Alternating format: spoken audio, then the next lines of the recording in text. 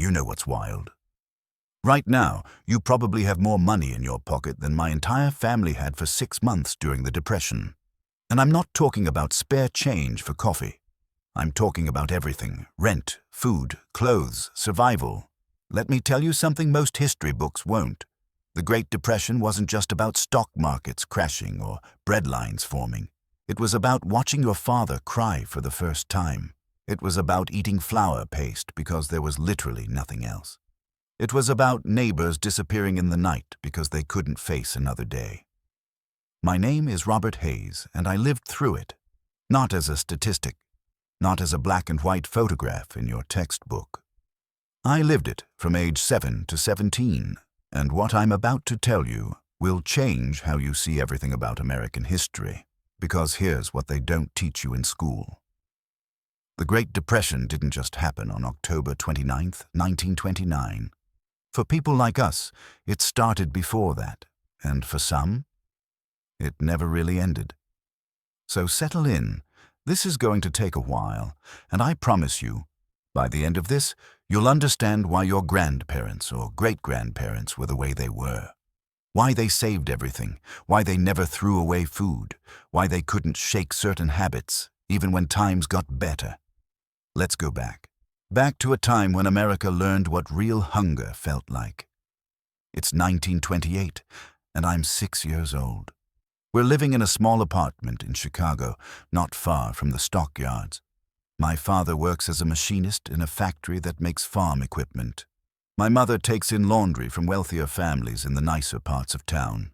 We're not rich, not by a long shot, but we're doing okay. And here's something that might surprise you. Most people were doing just okay. The Roaring Twenties that you see in movies, the flappers, the jazz clubs, the champagne fountains. That was for about 5% of Americans. The rest of us were working 60-hour weeks and hoping to get by. But there was something in the air, something hopeful. My father would come home tired, grease under his fingernails, but he'd smile. He'd tell us about the new machines they were building, about how America was going to feed the world. He talked about maybe, just maybe, saving enough to buy a house. A real house, with a yard where my sister and I could play. "Things are looking up, Bobby," he'd say. "You kids are going to have it better than we did." That's what everyone believed. That's what America promised. The stock market was booming. People who'd never invested a dollar in their lives were suddenly talking about stocks like they were financial experts. Our neighbor, Mr. Peterson, worked at a meat packing plant, and even he had bought stocks on margin. You know what buying on margin means. It means you pay 10% of a stock's value and borrow the rest, betting the stock will go up so you can pay back the loan and pocket the difference. It's basically gambling with money you don't have. But everyone was doing it, and for a while, everyone was winning. I remember my mother talking with the other women on our floor about maybe, possibly, investing a little bit of the laundry money. Just a tiny bit. Just to see. My father talked her out of it. Thank God, because that decision, that one conservative choice, is probably why our family survived what came next with some dignity intact. Thursday, October 24th, 1929. I'm in school, working on my multiplication tables, when the principal comes in and whispers something to our teacher, Miss Hartley. Her face goes white, absolutely white. She doesn't tell us what's wrong. Just continues the lesson, but her hands are shaking. I find out later that day what happened. The stock market had crashed. Not a little dip. A catastrophic, earth-shattering collapse. But here's the thing. Nobody really understood what it meant yet. My father came home that evening, and he and my mother talked in hushed voices after we went to bed. I pressed my ear against the thin wall between our rooms. "Peterson lost everything," my father said. "Everything. He put his whole savings in, borrowed against his house. It's all gone."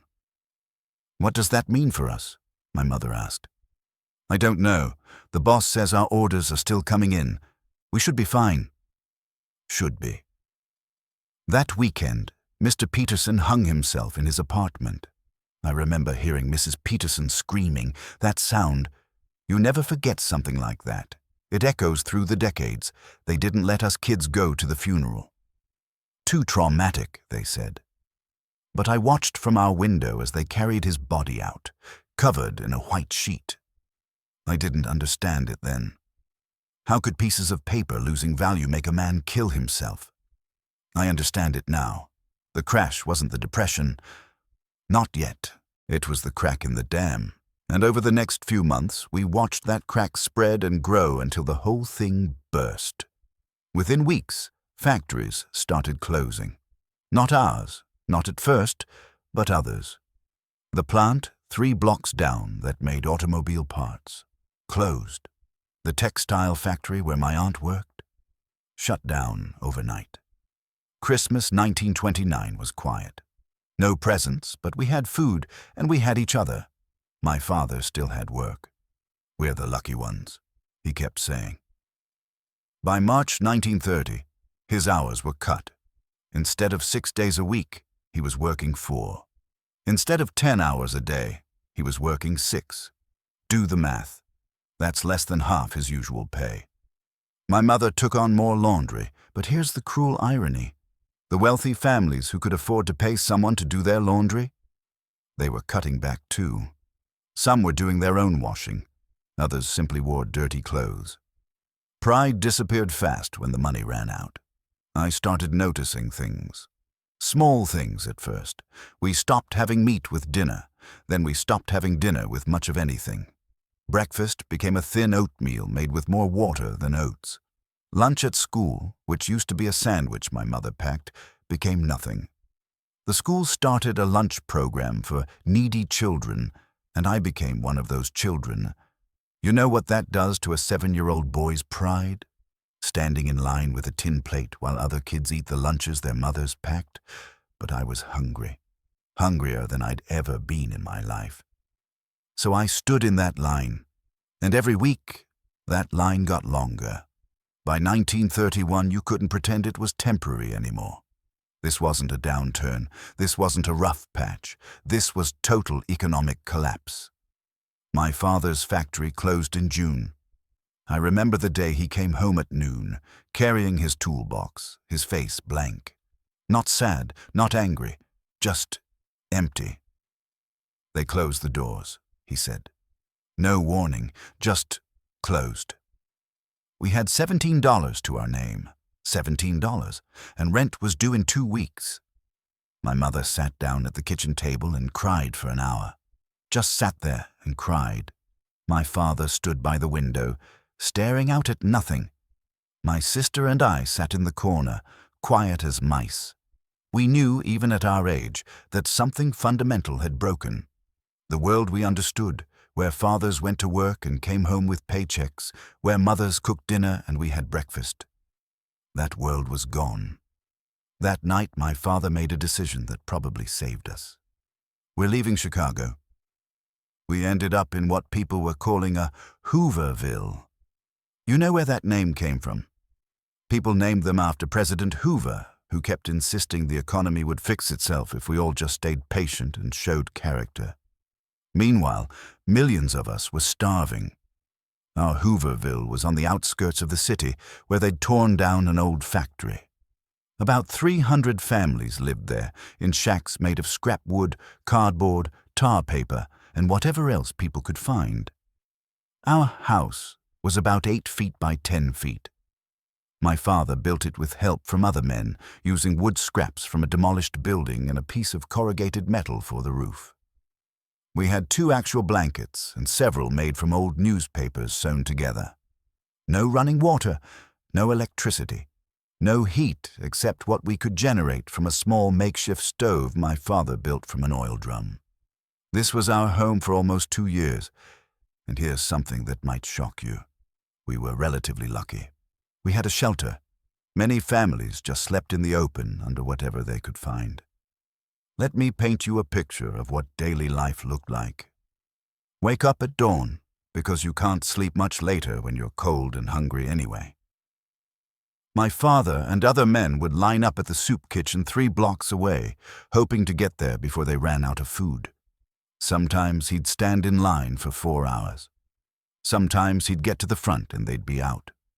My mother and the other women would go to the city dump, picking through trash, looking for anything useful. Bottles to return for deposit, scrap metal to sell. Sometimes, if you were really lucky, discarded food that wasn't too spoiled. Yeah, we ate garbage. There's no polite way to say it. My sister and I would sometimes go with her. I was 9 by then, old enough to help. I remember finding half a loaf of bread once, covered in ants. We brushed off the ants and ate it. It was the best meal I'd had in weeks. You know what shame feels like? Real shame? It's eating ant-covered bread from a garbage dump and being grateful for it. Let me tell you about the kids I grew up with in that Hooverville. There was Tommy Morrison, 10 years old, who hadn't been to school in over a year because his family moved around too much looking for work. Smart kid. Quick with numbers. Should have been in 5th grade. Instead, he spent his days trying to shine shoes for pennies downtown. Sarah Chen, whose family had owned a small restaurant in Chinatown before it went under. She was 8 and had forgotten what it felt like to have a full stomach. She told me once that she dreamed about food every single night. Rice, dumplings, roasted duck. She'd wake up crying. Jacob Miller, who watched his baby brother die from malnutrition, just waste away over several months until his body gave up. He was 11 months old in 1931 in America. He died because there wasn't enough food. These were my neighbors, my friends, and we were everywhere, millions of us. An entire generation growing up in shacks and shanties, eating whatever we could find, wearing the same clothes until they fell apart. Do you understand what that does to you? What it does to your brain, your development, your view of the world? We learned lessons that our children and grandchildren would never understand. We learned that everything can be taken away, that the world doesn't owe you anything, that safety is an illusion, that you can do everything right and still lose everything. But we also learned things that made us stronger. We learned to make do with nothing. We learned that community matters more than money. We learned that sharing a can of beans with a neighbor who has less than you isn't charity. It's survival. Because here's what the Depression taught us above all else. We were all in this together. The guy sleeping in the cardboard box next to yours. He's not competition. He's not lesser than you. He's your brother in poverty, and his survival might depend on your help, just like yours might depend on his. By 1932, nearly a quarter of all Americans were unemployed. 1 in 4. Think about that. Look around your neighborhood, your workplace, your school. Imagine every 4th person with no job, no income, no prospects. The breadlines in Chicago were legendary. Men would line up before dawn, sometimes thousands deep, waiting for a bowl of soup and a piece of bread from charitable organizations or the government. My father stood in those lines. Every day. Rain, snow, summer heat. Every single day. I went with him sometimes when my mother needed to stay with my sister, who'd gotten sick from the contaminated water we were drinking.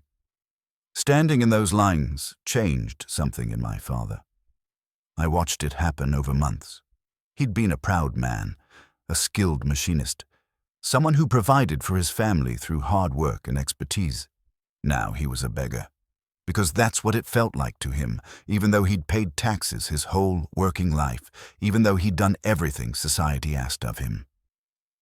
I remember one morning, bitter cold, February 1932. We'd been standing in line for 3 hours.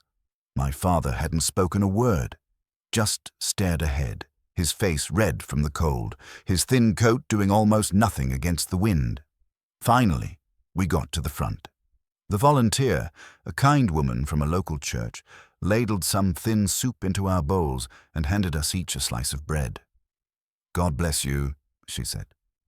My father nodded. Couldn't even meet her eyes. As we walked away, I saw tears freezing on his cheeks. "It's okay, Papa," I said. I was 9 years old, trying to comfort my father. "The soup is good." He stopped walking, right there in the middle of the street, put his hand on my shoulder. "Bobby," he said, "I want you to remember this. I want you to remember what it feels like to be hungry, to have nothing, because I never want you to think it can't happen. I did everything right, and look at us. You remember this." I've remembered. For over 90 years, I've remembered. In 1933, our Hooverville started filling up with a new kind of poor, the Okies, the Arkies, families from Oklahoma, Arkansas, Texas, Kansas, fleeing the Dust Bowl. If you think we had it bad in the cities, you haven't heard about what happened to the farmers. Drought, the worst drought in American history, combined with decades of poor farming practices that had destroyed the topsoil, the Great Plains literally turned to dust. When the wind blew, and it blew constantly, clouds of dirt would rise up and blot out the sun. Black blizzards, they called them. Families who'd farmed the same land for generations watched their topsoil blow away. Crops wouldn't grow. Animals died. Wells ran dry. And the banks foreclosed on everything. So they loaded up whatever they could fit into their broken-down trucks and headed west, hoping for work in California, or anywhere really.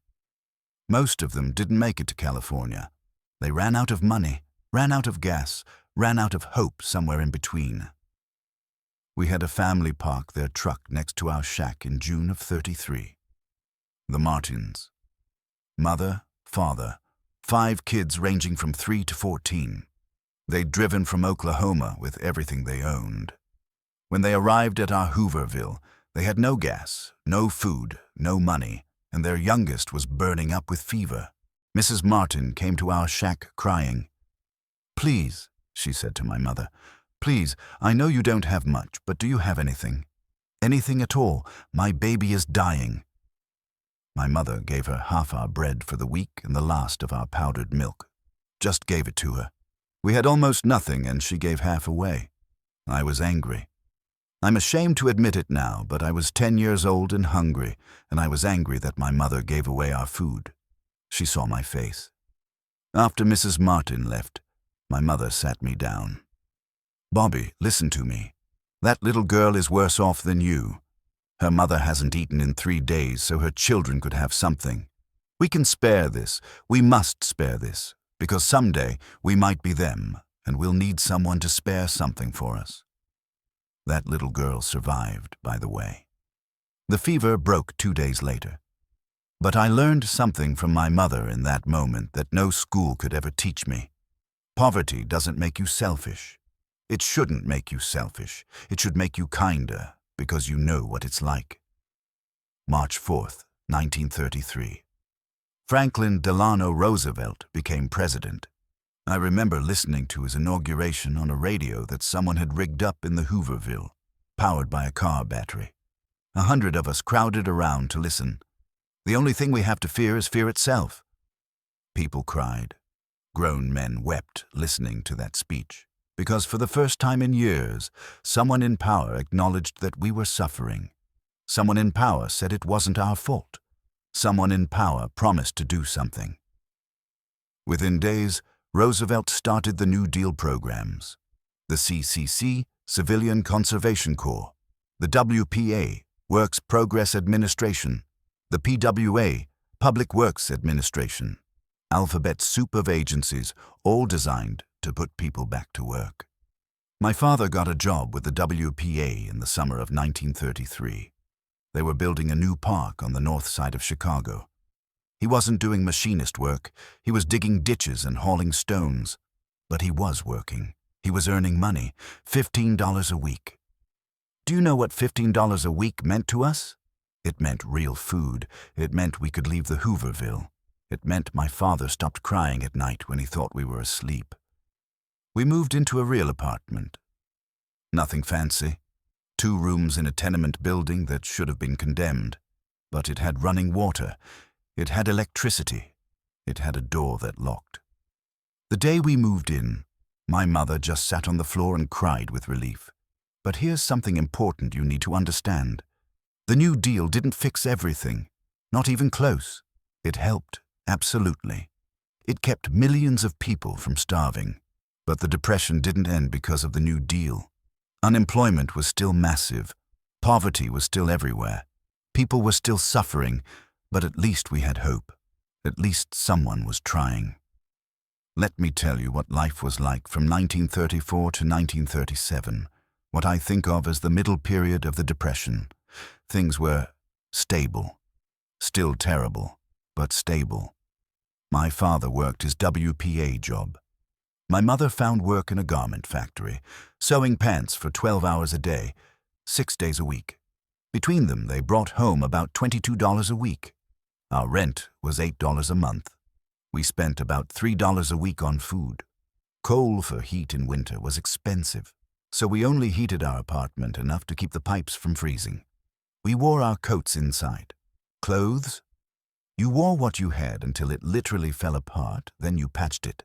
My sister and I each had 2 outfits, one for wearing while the other was being washed and mended. Shoes were precious. If you had shoes that fit and weren't falling apart, you were doing well. I wore shoes that were 2 sizes too small for almost a year because we couldn't afford new ones. My feet still show the damage. Entertainment? Forget about it. We couldn't afford movies, which cost a dime.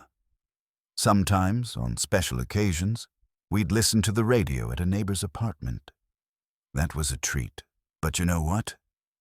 We made our own fun.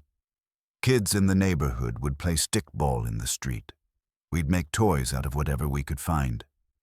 I had a toy car I made from a wooden spool, some nails, and a rubber band. I treasured that thing like it was gold. The library was free, so I read everything I could get my hands on: adventure stories, science books, history. Reading took me away from the hunger, the cold, the fear. My sister and I would walk to the park on Sundays, the one my father had helped build. We'd sit and watch the ducks on the pond. Free entertainment, simple pleasure. You learn to appreciate the small things when you have nothing else. Just when things were starting to stabilize, 1937 hit us with another crash. Roosevelt, worried about government spending and inflation, cut back on New Deal programs. The economy, which had been slowly, painfully recovering, collapsed again. The Roosevelt recession, they called it, though if you were living through it, it was just more of the same nightmare. My father lost his WPA job. My mother's factory cut her hours in half. We were back to the edge of starvation. I was 15 by then, old enough to work, so I dropped out of school and got a job at a grocery store, stocking shelves and hauling boxes for $4 a week. $4 for 50 hours of work. I handed every penny to my mother. You know what I regret most about the Depression?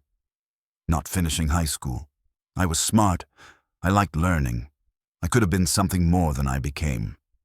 But survival doesn't care about your potential. My sister stayed in school.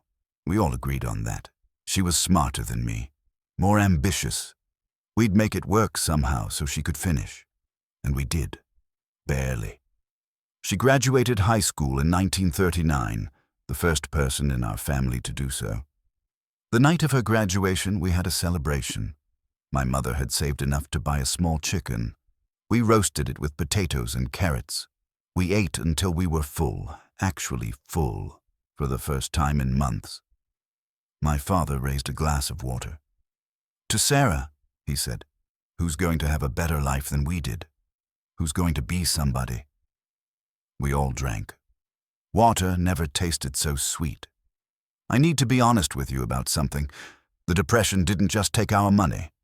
It took parts of our souls. I watched my father, a skilled tradesman, a proud provider, become a shell of himself. Even after he got work again, even years later, when things got better, something in him was broken. He never fully trusted good times again, never fully relaxed, always waiting for the other shoe to drop. My mother developed what we'd now call anxiety and depression. She hoarded food for the rest of her life. After the Depression ended, after World War II brought prosperity, even when they had plenty of money, she kept a closet full of canned goods and dried beans, just in case. Always just in case. She died in 1978, and we found that closet. 50 years of just in case. Some of those cans were from the 1940s. My sister never trusted anyone with money. Never. She married a good man, a kind man, but she kept a secret bank account he didn't know about for 40 years. Her emergency fund, in case everything went bad again. And me? I worked until I was 78 years old. Couldn't retire, couldn't stop. Because deep down, in a place I couldn't reach with logic or reason, I was still that hungry 10-year-old eating garbage. I was still terrified it could all disappear. That's what poverty does. It changes your brain chemistry. It rewires your survival instincts. It makes you fundamentally different from people who've never experienced it. And that trauma, it gets passed down. My children, who never went hungry a day in their lives, who grew up in a nice house in the suburbs in the 1960s and 70s, they still have some of those habits. They still can't throw away food. They still feel guilty about buying things they don't absolutely need. Generational trauma is real. December 7th, 1941. Pearl Harbor. I was 19 years old, working in a factory that made industrial equipment. Within weeks, that factory converted to making parts for military vehicles. And just like that, after more than a decade, the Depression was over. Not because of economic policy, not because of some brilliant financial strategy, because we needed to build tanks and planes and ships, and we needed workers to build them. Suddenly, everyone had a job. Everyone. Women went to work in factories. Disabled people who couldn't get hired during the Depression were working. Black Americans who'd been locked out of most jobs found work in war industries. The unemployment rate went from 14% in 1940 to less than 2% by 1943. My father got a job as a machinist again, using the skills he'd learned before the Depression. He cried the first day he went to work, actual tears of joy. "I'm a machinist again, Bobby," he said. "I'm not a ditch digger, I'm not a beggar, I'm a machinist." The pride in his voice, I'll never forget it. I got drafted in 1943 and served in Europe until the end of the war. That's another story entirely. But I'll tell you this. As terrible as war is, and it is terrible, at least in war you know who the enemy is. At least in war you're fighting for something. The Depression was a different kind of battle. The enemy was invisible. Was it the banks? The government? Capitalism itself? Bad luck? God? You couldn't fight it. You could only endure it and hope you survived. So what did we learn from the Great Depression? We learned that the economy isn't some natural force like the weather. It's made by human decisions, and bad decisions can destroy millions of lives. We learned that the government can help or hurt, but it can't stand by and do nothing while people starve. We learned that community matters. That neighbor helping neighbor is the difference between survival and death. We learned that pride is a luxury you can't afford when you're hungry. We learned that things you thought were permanent, jobs, homes, security, can vanish overnight. We learned that children shouldn't have to grow up hungry in the richest country on earth, but most importantly, we learned that it can happen again. See, that's what worries me when I look at the world today. People think the Great Depression was this unique historical event, like the Black Plague or the fall of Rome. Something that happened once and can't happen again. They're wrong. It can happen again. Maybe not exactly the same way, but economic collapse, mass unemployment, widespread poverty in a wealthy nation, that can absolutely happen again. And when people who've never missed a meal tell me the economy is fine, that we don't need safety nets, that poor people just need to work harder, I want to grab them by the shoulders and make them understand. I worked hard. My father worked harder than most people today can imagine. We did everything right, and we still ended up eating garbage and sleeping in a shack. It wasn't about hard work. It was about an economic system that failed. You want to know what scares me about today? I see the wealth gap getting wider. I see people working 2 or 3 jobs and still struggling to pay rent. I see families one paycheck away from homelessness. I see children going hungry in schools. And I think we've forgotten. We've forgotten what happens when we let inequality run wild, when we gut the safety nets, when we prioritize profit over people. The New Deal programs that helped us survive, Social Security, unemployment insurance, bank regulations, workers' rights, they weren't radical socialist ideas. They were lessons learned from watching millions of Americans suffer. But I see those protections being chipped away. I see people calling them handouts, calling them un-American. You know what's un-American? Watching children starve while the wealthy hoard more than they could spend in 1,000 lifetimes. I lived through both worlds. I lived through the Depression, and I lived through the prosperity that came after, built on those New Deal foundations. I know which world was better. And I'm telling you, as someone who's been at the bottom of the economic ladder, scrambling just to survive, we don't want to go back there. We really, really don't. Before I finish, I need to tell you about the people who didn't make it. Mr. Peterson, who hung himself after the crash. Little Jacob Miller, who died at 11 months old because his family couldn't afford food. Tommy Morrison's father, who walked out one day looking for work and never came back. They found him 3 months later. He'd hopped a freight train looking for jobs out west and fell off, somewhere in Nebraska. No one even knew he was dead for weeks. Sarah Chen's grandmother, who died of pneumonia because they couldn't afford a doctor, just died in their shack, coughing until she couldn't anymore. The Wilson family, all 6 of them, who died when their makeshift shack caught fire in the winter. They'd been trying to stay warm. These weren't statistics. They were people. They had dreams. They had hopes. They deserved better than they got. I survived. My family survived, but millions didn't. And for what? What did they die for? Corporate profits? Failed economic theory? The stubborn belief that the market would sort itself out? They died because we forgot that an economy is supposed to serve people, not the other way around. Now, I don't want you to think the Depression was entirely negative. As horrible as it was, it taught us things that made us better people in some ways. We learned gratitude, real gratitude, not the Instagram caption kind. When you've been hungry, truly hungry, you never take food for granted again. Every meal is a blessing. We learned resilience. We learned that humans can endure far more than we think we can. That we can survive on almost nothing if we have to, that we're stronger than we know. We learned compassion. When you've been at rock bottom, you understand what others are going through. You can't dismiss their struggles because you've lived them. We learned creativity. We had to make do with nothing, so we got creative. We fixed things instead of replacing them. We invented solutions. We made something out of nothing. We learned community. In the Hoovervilles, we had to rely on each other. Your neighbor's survival was tied to yours.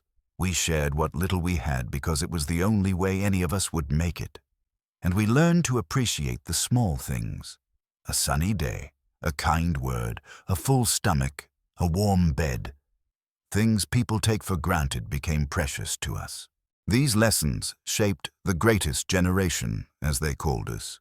The generation that survived the Depression and fought World War II and built the prosperous post-war America. We weren't special. We weren't inherently better than any other generation. We just learned hard lessons early and carried them with us. So let me give you some advice, based on living through the worst economic disaster in American history. First, save money. I know it's hard. I know wages haven't kept up with costs. But save something, anything. Because emergencies happen, economic collapse happens, and you need a buffer. Second, learn skills. Real skills. Learn to fix things, to make things, to do things with your hands.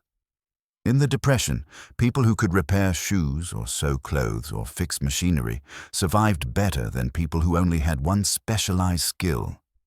Third, build community. Know your neighbors, help people. Build a network of people who would help you if things went bad. We survived because we helped each other. Rugged individualism is a myth when times get tough. Fourth, Don't tie your identity to your job or your income. My father did that, and when he lost his job, he lost himself. You are not your job. You are not your bank account. You're a human being with inherent worth, regardless of your economic productivity. Fifth, stay politically engaged. The Depression happened partly because people weren't paying attention. They trusted that the people in charge knew what they were doing. They didn't. Hold your leaders accountable. Demand safety nets. Demand regulation. Demand that the economy works for everyone, not just the wealthy. Sixth, don't be ashamed to accept help. Pride nearly killed my family. If you need help, take it. Food assistance, unemployment benefits, whatever you need to survive. You're not lesser for needing help. You're human. And finally, remember that things can change fast. Good times can go bad overnight, but bad times don't last forever either. We survived. We got through it. You can too if you have to. I want to circle back to something important, something that gets lost in the economic statistics and policy debates. The Great Depression killed people, not always directly, not always obviously, but it killed them. Suicide rates soared. People just gave up, saw no way out and ended it. Health problems killed people who couldn't afford doctors or medicine. My aunt died from an infection that antibiotics could have cured, if we'd had money for antibiotics. Malnutrition killed children, stunted their growth, damaged their development. Some of those effects lasted their entire lives. Stress-related illnesses killed people. Heart attacks. Strokes. My uncle had a heart attack at 42. The doctor said it was stress, the constant grinding stress of poverty. Accidents killed people. When you're exhausted from hunger and overwork, when you're cutting corners to save money, accidents happen. Factory accidents, house fires, traffic accidents. Violence killed people. Desperate people do desperate things. Robberies, fights, murders, all increased during the Depression.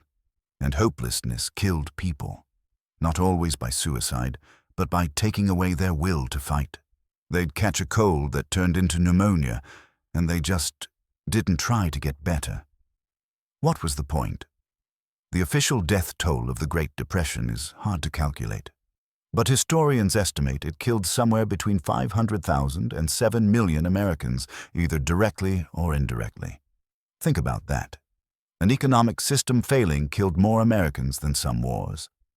That's what's at stake when we talk about economic policy. Real lives. Real people. Never healed. 85 minutes. I'm 94 years old now. The Depression ended over 80 years ago, but I still have nightmares sometimes. Dreams where I'm standing in a breadline and they run out of food before I get to the front. Dreams where I'm back in that shack, freezing, hungry, hopeless. I still can't throw away food. My wife used to get frustrated with me because I'd eat leftovers that were probably too old, eat food that was a bit moldy, eat things that should have been thrown out. I couldn't help it. The idea of wasting food physically pains me. I still have every tool I've ever owned. Boxes of them in my garage. Most I haven't used in decades, but I can't throw them away. What if I need them? What if everything goes bad again and I need to fix something to survive? I still feel guilty when I spend money on anything that isn't absolutely necessary. My children bought me a smartphone a few years ago. I felt sick spending their money on it, even though they insisted. It felt wrong, wasteful. These scars don't heal. They fade maybe, but they never fully go away. And I'm one of the lucky ones. I survived. I built a decent life after the Depression. I had a good career, a wonderful wife, children who never went hungry. But there are millions who didn't. Millions who died. Millions whose lives were permanently damaged. Millions who never recovered from the trauma. The Great Depression wasn't just a historical event. It was a collective trauma that scarred an entire generation and echoed through their children and grandchildren. We are, all of us, still living with its effects. You might be wondering why I'm telling you all this, why I'm sharing these painful memories from almost a century ago. Because I'm 94 years old. I won't be here much longer. And before I go, I need to pass this knowledge on. The people who lived through the Depression are nearly all gone. In a few years, there will be no one left who remembers what it was like. No one who can tell you firsthand about the hunger, the fear, the desperation. And I'm terrified that when we're all gone, people will forget. They'll forget that it really happened. They'll forget how bad it really was. They'll forget the lessons we learned. They'll make the same mistakes. They'll trust the market to regulate itself. They'll gut the safety nets. They'll ignore inequality. They'll prioritize profit over people, and it will happen again. Maybe not exactly the same way. Maybe it'll be some new economic crisis we haven't imagined yet. But it will happen because the fundamental problems that caused the Depression, greed, inequality, unchecked capitalism, lack of regulation, those problems still exist. So I'm telling you this as a warning. I'm telling you this so you understand what's at stake. I'm telling you this so you'll fight to prevent it from happening again. Because I've lived through it. I know what it does to people. I know what it costs. And I'm telling you, it's not worth it. Whatever short-term profits or ideological purity or political points, people think they'll gain by dismantling the protections we built after the Depression. It's not worth it. Protect Social Security. Protect unemployment insurance. Protect workers' rights. Protect bank regulations. Protect the safety net. Not because you're soft. Not because you're socialist. But because you're smart enough to learn from history. I started this by telling you I wanted to change how you see American history. I hope I've done that. The Great Depression wasn't just about numbers and policies. It was about human beings suffering. It was about families torn apart. It was about children going hungry. It was about the fundamental dignity of human life being trampled by economic forces beyond anyone's control. But it was also about human resilience, about communities coming together, about people finding hope in the darkest times, about the strength of the human spirit. We survived. Against all odds, we survived. And we built something better on the other side. Not perfect, not by a long shot, but better. The America that emerged from the Depression and World War II was more equal, more just, more prosperous than the one that went in. We built that. The people who suffered through the Depression built that by demanding better and fighting for it. That's the real lesson of the Great Depression. Not that bad things happen, not that the economy cycles up and down, but that how we respond to crisis matters. That the choices we make when things are bad determine what kind of society we'll have when things get better. We chose to build a stronger safety net, to regulate the banks, to protect workers, to create Social Security and unemployment insurance and all the programs that kept future generations from suffering like we did. Those weren't perfect solutions. There's always room for improvement. But they were born from real suffering, from real lessons learned in the hardest way possible. Don't forget those lessons. Don't let them be unlearned, because the alternative is too terrible to contemplate. I stood there and tried to remember exactly where our shack had been, where I'd slept on a pile of newspapers, where I'd watched my father cry, where I'd eaten garbage and felt grateful for it. And I couldn't remember exactly. The landscape had changed too much. For a moment, I felt sad, like that suffering had been erased, forgotten. But then I realized that was the point, that was the victory. We'd survived, we'd endured, we'd come out the other side and built a world where children didn't have to live in shacks and eat garbage. It wasn't perfect. There was still poverty, still suffering, still injustice. But it was better. Measurably, undeniably better. That's what I want you to take from this. Not despair at how bad things were, but hope that humans can survive terrible things and build something better. We did it once. If we have to, we can do it again. But let's do everything in our power to make sure we don't have to. So, here's what I want you to do. Share this story. Share it with people who don't understand what the Depression was really like. Share it with people who think it can't happen again. Share it with people who want to dismantle the safety net. Learn your history. Real history, not sanitized textbook history. Read first-hand accounts from people who lived through it. Understand what actually happened and why. Support policies that protect people. Whatever your political affiliation, whatever your economic philosophy, support the basic safety nets that keep people from falling through the cracks. Build community. Get to know your neighbors. Help people when you can.